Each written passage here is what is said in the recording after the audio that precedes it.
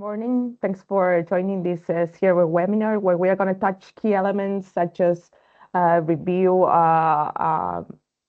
obligations of the manufacturers, review what are the documentation as an output of the CRA compliance. This is indeed a very wide regulation, a quite disruptive regulation that is coming up because of the wide scope. It's affecting quite a lot of products that are in the market today. So we are going to focus on, firstly, review of the CRA key elements, and then go in deep in the most important articles in terms of compliance of the CRA. So first of all, an introduction. So what is the central objective of the CRA? Mainly is to strengthen these cybersecurity products with digital elements that are placed in the EU market. So in 2027, it will be mandatory to comply with this CRA, with this Cyber Resilience Act regulation, which means that any product that connects to or relies on software or digital components, that it goes from smart devices to industrial systems, smart cars, and so on, must meet specific cybersecurity requirements before being sold in the European Union. So why it matters, so why it is important? Well, it really raised the bar and ensures the consumer and business can trust the digital products. So people should feel confident that their devices, their products and software are safe to use. On the one hand, on the other, it raises the overall cybersecurity baseline, as we said. And the security becomes a shared standard. So encourage the security innovation instead of competitive disadvantage, right? So this CRA sets out obligations for all parties involved in bringing the digital products to the market, mainly these manufacturers, distributors, and importers, okay? And the main responsibility is to ensure that these products with digital elements meets these essential cybersecurity requirements before they are sold or made available in the EU. So the basic idea of the CRA is that the CRA obliges the manufacturers, importers, and distributors to make sure that the digital products are secure through the whole life cycle of the product, the entire life cycle, from design to post-market support. To do this, they must comply with essential cybersecurity requirements, which are described in Annex 1, Part 1 and Part 2. The Part 1, as you all know, it relates to the security properties of the product with digital elements. So it focuses on making sure the products are secure by design, secure by default, and it covers things like secure properties such as access control, secure storage, secure communications instead assets are going out from the product.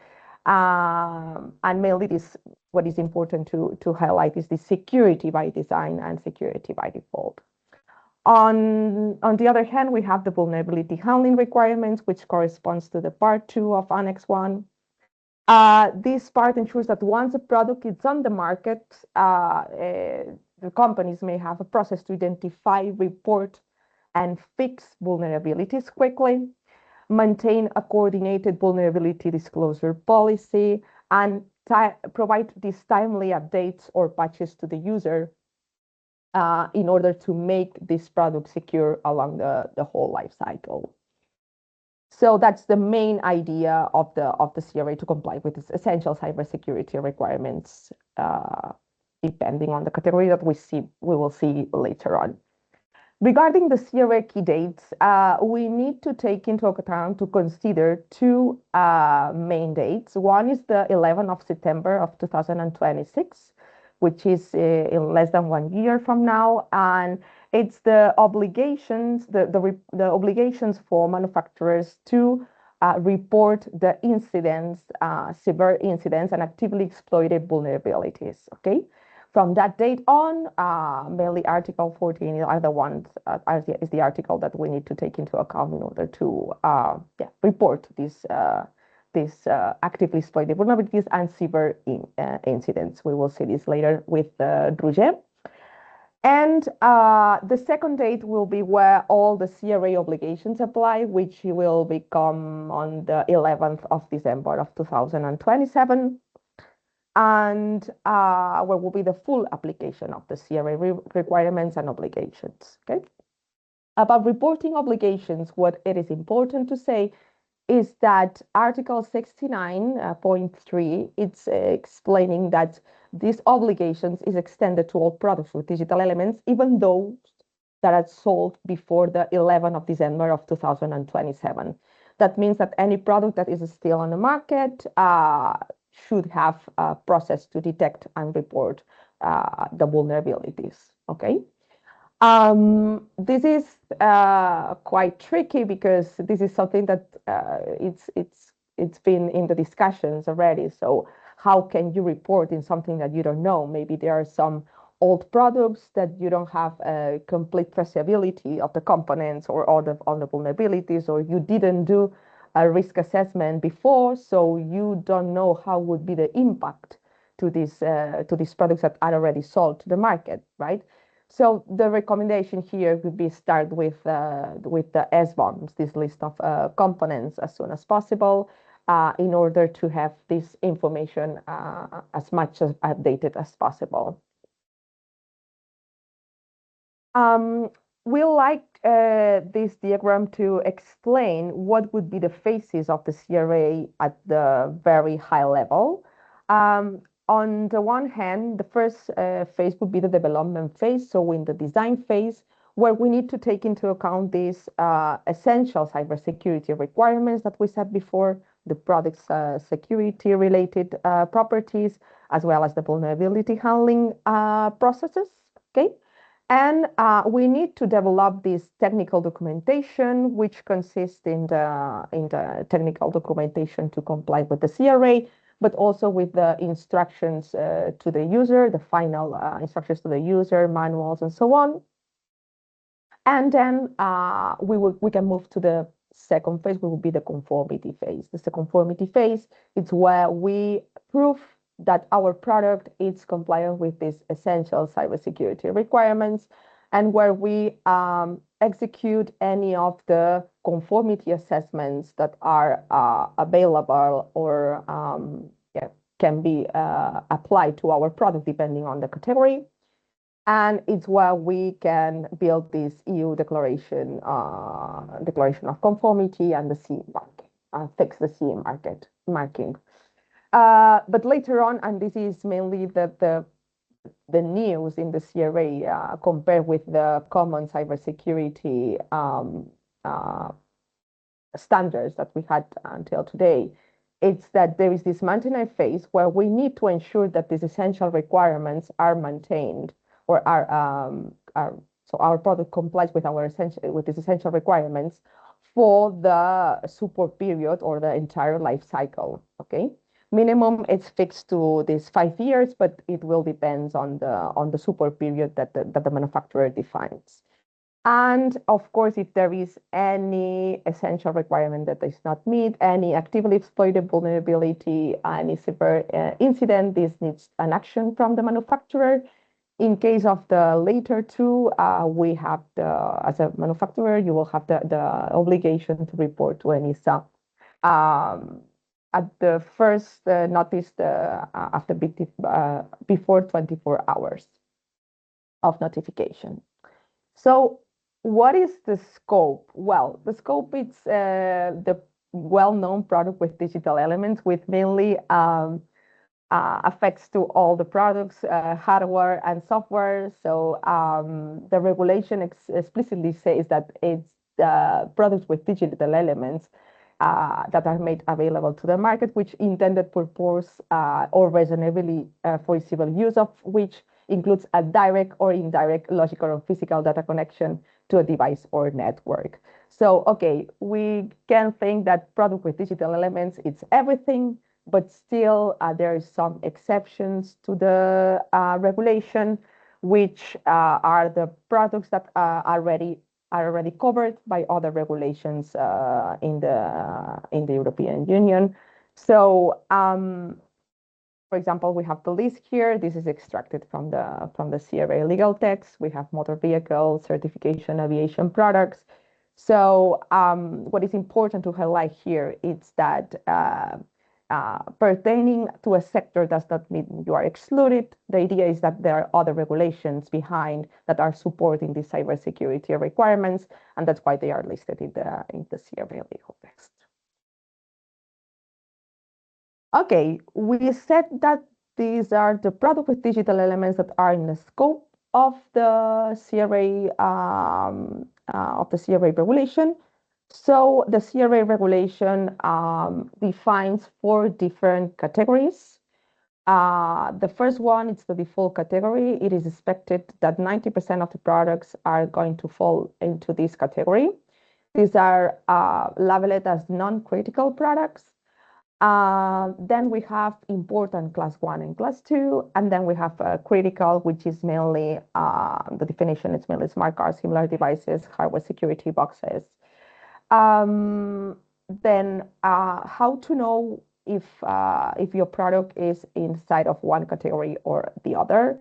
The simple answer would say, okay, you can go to the annexes. There is some list of important and critical products there, so you can check whether your product is falling into one of the listings or one of the products that are listed in the CRA annexes.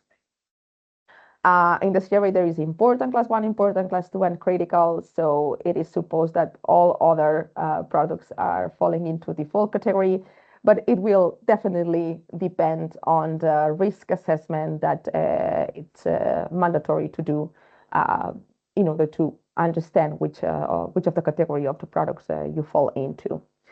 Roger will go in deep with the conformity assessment, the possible conformity assessments that we can do if we have a default product of important class 1, class 2. But we highlighted here the possibilities depending if it's default. Default, mainly you can go to a self-assessment. Of course, any third-party conformity assessments are possible. Model B plus C, Model H, even CSA schemes, if available and applicable. For important class 1, you can go through a self-assessment only if there is harmonized standard common specifications available. And or in case there is no harmonized standard, this kind of categories or products should go through a third-party assessment through Model B and C or H. Important class 2, it's only available this third assessment or possible this third assessment, third-party assessment, and the critical, it will be third-party assessment, commonly through a CSA scheme, even though with the latest updates from Sensenlec, we know that it doesn't really mean that critical product should go through a CSM scheme. There are other available harmonized standards that will address this kind of devices. In order to understand what would be the technical description of the list of products that are placed in the annexes for important class 1 important products and critical products, we have available a document that the Commission has drafted. It's important to understand that this is a draft document. There have been quite a lot of comments already on the document itself. But the aim of the document is to better define what are the products inside of a specific important category. Okay, so you can take a look.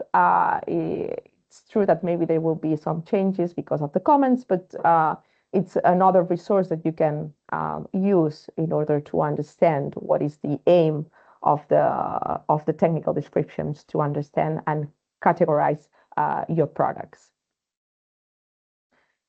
So what we don't know, well, we can have similar products, so products that are inside of or may seem that are inside of a certain category, but then depending on the risk assessment, this category may fall maybe lower or maybe higher, depending on the final use or the intended use of the product. So our recommendation here is that this should depend on the risk assessment. So this is the very, very first and important step to be done by the manufacturer.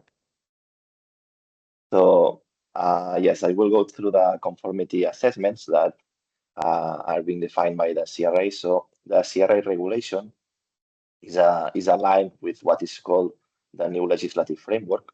The new legislative framework, or NLF, normally said, is a new system, quite old, I would say. It started from 2008 with 3 different regulations, and is for product compliance and market surveillance. So in the NLF, they are defined up to 8 assessments. And from those 8, the CRA regulation takes 4 assessments. These 4 that you can see in the screen. So the first is the Module A. Basically, this is a self-assessment procedure. This Module A, it's only available. Nuria has just described the different product categories defined by the CRA regulation. The CRA defines in its text 2 types of products: the important class 1 and important class 2, and the critical. And then there is no word about default, but it's considered that the other products which are not important or critical are the default products. So for these default products, this Module A is available, which is basically a self-assessment procedure in which the manufacturer alone can ensure and declare that the product meets all applicable requirements by the CRA regulation. In this case, there is no notified body involved, so it's just a task for the manufacturer. Then in the next level, there is the Module B plus C, that in general is set as the EU type examination plus internal control.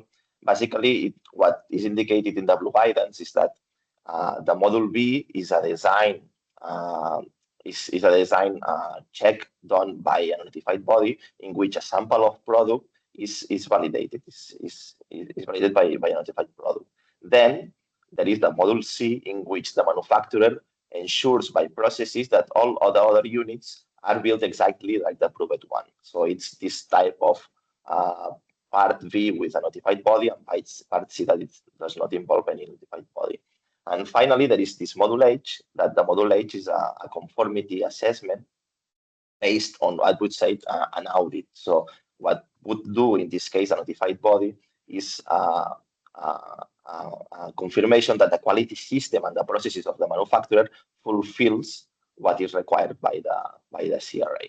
And finally, as said by Nuria, there are those other schemes that would be fit into the CSA, the Cybersecurity Act. The first example is the UICC, that in general would allow to have either total or partial presumption of conformity with a CRA regulation. So by example, by conducting a UICC of your product, you could get afterwards the presumption of conformity with the CRA regulation. In this case, this is something that the European Commission needs to indicate by, I would say, a delegated act. So let's move on. This was what we know about the conformity assessment procedures. What we don't know by now, I would say one of the trending topics last weeks is this Module H. In general, it's not known how could it be used and what would be accepted. So we know what is defined in the blue guidance, that, for example, something similar of an ISO 9001, but there is no further guidance. So we expect that there will be further guidance on that. In addition, another topic that maybe is more related with CAPs and notified bodies rather than for manufacturer is that there are no current guidelines for the CAPs and notified bodies accreditation. Either, since this CRA regulation includes a very broad scope of products, we expect some guidance about how it would be treated if, for example, the CAPs would be accredited for all type of products, for some harmonized standards, for some not. So this is something that we expect also for their guidance. And as a clue for that, we suggest to read or understand at least the new legislative framework, because it's the latest EU regulations and, of course, the CRA regulation. Related with the harmonized standards, so an harmonized standard is basically a technical specification which is developed by ESO, which is an European standard organization. Basically, they are the CEN-CENELEC and the ETSI, after a request by the European Commission. So last year, and I think it was accepted early this year, there was a request from the European Commission to the ESOs, which is the M-606, that was accepted by the ESOs, by CEN-CENELEC and ETSI, to develop these harmonized standards.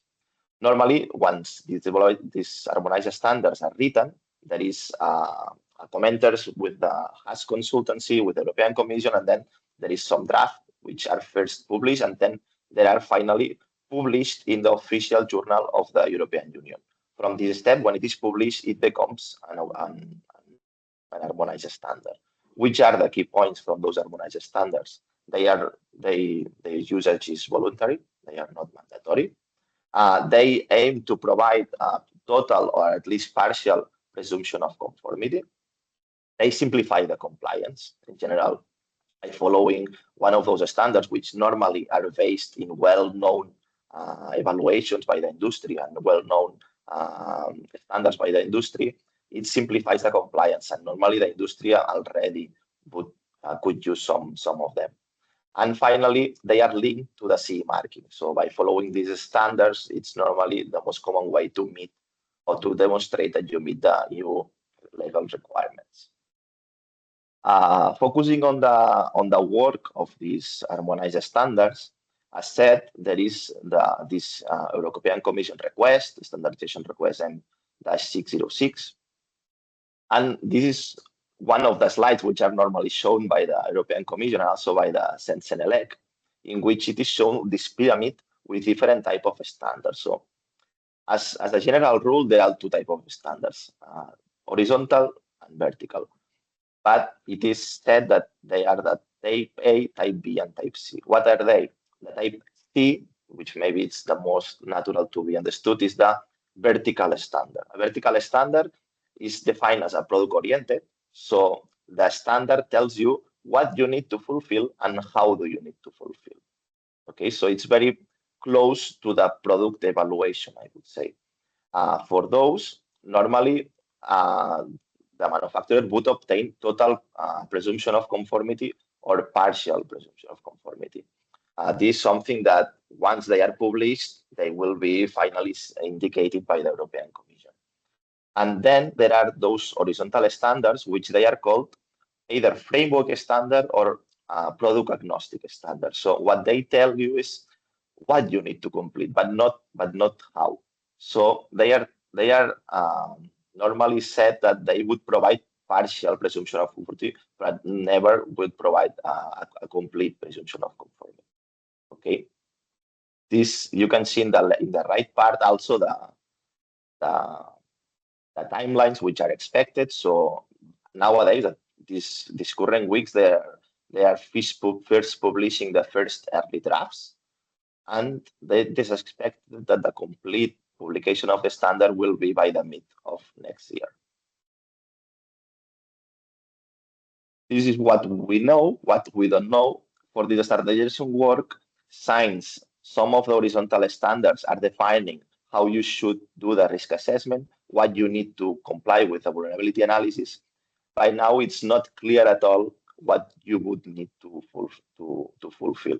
Of course, what we recommend here is that you collaborate with the standardization work and obtain the early drafts. This would be the best way to start understanding what you will need to fulfill when the CRA regulation comes into life. Another thing that is important is, for example, if your product can cover some of the requirements for the CRA because of the context or some assumption or policies from your environment, the standards will also indicate in which circumstances you can, for example, overcome one of the requirements of the CRA regulation. And finally, another thing that we think that it's important, and it's not completely defined maybe, is the vertical standard for the default products. So as normally said, the default products is the 90% of the market once the CRA regulation enters into life. There is no request as a vertical standard for that product. Of course, the default products have a very different type of products. So vertical standard for default products at all would be, I would say, almost impossible, but at least some further guidance on that should what must be provided by the regulators. Okay, then next move to the obligations to the manufacturers. In this case, we will focus only to the manufacturers. There are other stakeholders defined by the CRA regulation, but we are going simple and just focusing on the manufacturers. So they are defined in this Article 13 and Annex 7 and Annex 2. In the Article 13, there is described the obligation of the manufacturers specifically. In the Annex 7 of the regulation, it is defined that technical documentation that you need to fulfill to be aligned with the CRA regulation. In this case, for example, then if the market surveillance comes to you to check if your product has correctly fixed the CE mark, you will need to show this technical documentation. And finally, the Annex 2 defines what is called the guidance for the end user. So when the end user receives the product, this guidance will tell him how to use this product in a secure way, among other things that we will see. Focusing on the obligations for the manufacturer, of course, the first obligation is to meet the essential requirements defined by the CRA in this Annex 1, Part 1, and Part 2. So basically, the essential security requirements, the risk assessment, and also the vulnerability handling. Another thing that is mandatory for the manufacturer is to conduct this due diligence. So the CRA regulation does not only focus on the product, but also in its components. So each of the components needs to have a vulnerability handling procedure, I would say. So if you have a component that already has the CE mark, then it's great, because just knowing this component and looking into the European Union vulnerability databases, for example, or some other databases, then you will be able to see if there are published vulnerabilities on that component. But if there is the situation that, for example, the component is still not regulated by the CRA regulation, or for example, the component has never been sold in the European Union, you as a manufacturer need to check that this component has no vulnerability. So you need to do this due diligence not only for the part that you implemented, but also for the third-party components. And this is something that I would say that some guidance is also expected, because, for example, it would also affect the open source libraries. There is a specific treatment for open source, but of course, this is something that you need to be aware as a manufacturer. Then the security updates. So said by Nuria, during when the product is in the field, there is still the need to check that this product has no vulnerabilities, and that in case that there are vulnerabilities, you need to provide security updates for free. So this is stated specifically in the regulation. Then you as a manufacturer need to write the technical documentation and guidelines that we will see in the next slides. You will need to identify uniquely the product, and you need to set your legal manufacturer contact details. And finally, you also need to perform the declaration of conformity. Moving to the technical documentation. So now we are in Annex 7. This is the document that you need to fulfill or to keep in order to guarantee that your product is aligned with the CRA regulation and that it can be expected you to have by the market surveillance authorities. This is everything defined in the blue guidance. So as first, a design and risk. So that should be a general description with the intended purpose. So this is something that is important for the CRA regulation. It's a risk-based approach. So it's not the same that you have your product in an office, that your product is present or is intended to be used in a critical national infrastructure. So the threats will be different, and of course the mitigation should be different. So that's why in this design and risk, it is the general description, also the design and development, how do you keep your product secure in your internal procedure, and also the risk assessment. So these are the main important parts maybe of the CRA regulation. Then as a compliance and regulatory, you need to provide a support period. So it's stipulated a specific number of years. I think it's up to 10 years. And you need also to indicate how would you provide, for example, technical support, the security updates, and so on. Then the standard and specs. So if your product, in order to to guarantee that your product meets the CRA regulation, if you have if you comply with harmonized standards, with common specifications, with any European cybersecurity certification scheme, you need to write it. You need to declare it either with partial or with complete conformance. Then the SBOM, this concept is quite important in the CRA, this software bill of materials. So any third-party software library that you have, you need to declare it, and it's important in a specific format. So you need to use a machine readable format that is set. For this, there is a very nice reading from the German VSA, national body, in which I think it is the TR 03813, something like this, and it's very well designed. I explain how you need to declare this SBOM. Then in the technical documentation should be a copy of the declaration of conformity. And finally, how did you do the testing? So the testing to guarantee that your product meets the security measures that you declare to confirm the compliance with the CRA regulation.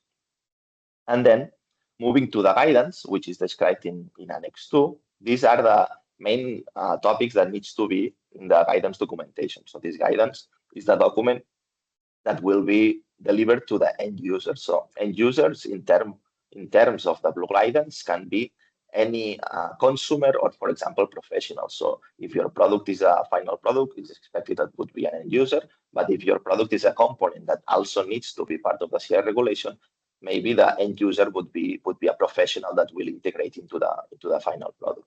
So in the end user needs to be this manufacturer information, this vulnerability report contact. This single point of contact is an important part because you need to provide a point of contact in which the entities, any stakeholder can report flows or vulnerabilities on your product. There is also this process that declares how you disclose a disclosure policy, basically. Then the product identification. So the product identification is also very important to guarantee that the product that you're placing in the market is the one that is using the end user. Then the intended purpose and security information, as said, is a risk-based approach which declares the context in which this product is used. Also, the cybersecurity risk information. So on top of the intended use, there are two other concepts defined in the regulation that indicates any known foreseeable use and any known foreseeable misuse. So in which scenarios you can it's expected your product also to be used or to be wrongly used. So these scenarios should also be declared in the risk assessment and also in the guidance. Then the technical security support, the expiration of it, and how do you support it? A copy of the declaration of conformity, and finally, which I would say is the most expected topic in a guidance document, the security instructions and information. So the CRA regulation defines that your product needs to be placed in a market in a default security document, in a secure default configuration. And when the end user receives it, needs to understand how to use it securely. So these instructions would indicate how the user can use this product in a secure way. And going to the end to this webinar, this last topic related with the reporting obligations, they are described in the Article 14 of the regulation. And what is need to report and how, to who. So the CRA regulation defines different type of vulnerabilities. In fact, it is defined a basic vulnerability, what I would say it's a basic weakness. Then it also defines what is a known exploitable vulnerability. In this case, would be a basic vulnerability that can be effectively targeted by an adversary in the field. So then there are the actively exploited vulnerabilities. In this case, is a known exploitable vulnerability that is effectively exploited in the field. So this is a vulnerability that can only be reported when the product is in the field. And finally, the severe incident. The severe incident is quite more general than the actively exploited vulnerability, being just an incident that affects to the security of your product. So an actively exploited vulnerability can as a consequence be a severe incident, but all severe incidents are not actively exploited vulnerabilities. Okay, so the two that you need to report are those ones that you see in the screen, actively exploited and the cybersecurity incident, and to whom you need to report through a single reporting platform to both the designed coordinating CSIRT and the ENISA. ENISA is the European Cybersecurity Agency, and the CSIRT is a concept that it has synergies with the NIS2 directive, and it's basically an entity that is designated by each member state. Okay, so each member state would have a different CSIRT, and it is expected to manage these vulnerabilities in accordance with NISA. And to go into the end, the last slide basically defines when you need to report this vulnerability. So this is very well established by the CRA regulation. So there is, after a manufacturer is aware that there is an active exploited vulnerability or a severe incident going on, there is an early warning that must be reported in the first 24 hours. This case is just a warning that the manufacturer has been aware of that. Then in the next 72 hours, there is a notification which explains the general nature of the exploit and also an initial assessment of the incident, and also proposing some corrective and mitigation measures. And finally, the final report for severe security incidents must be sent before 1 month, and for active exploited vulnerabilities must be sent after 14 days with a very detailed description, the root cause and the root cause and the mitigation measures. And that's all. So thank you very much for listening.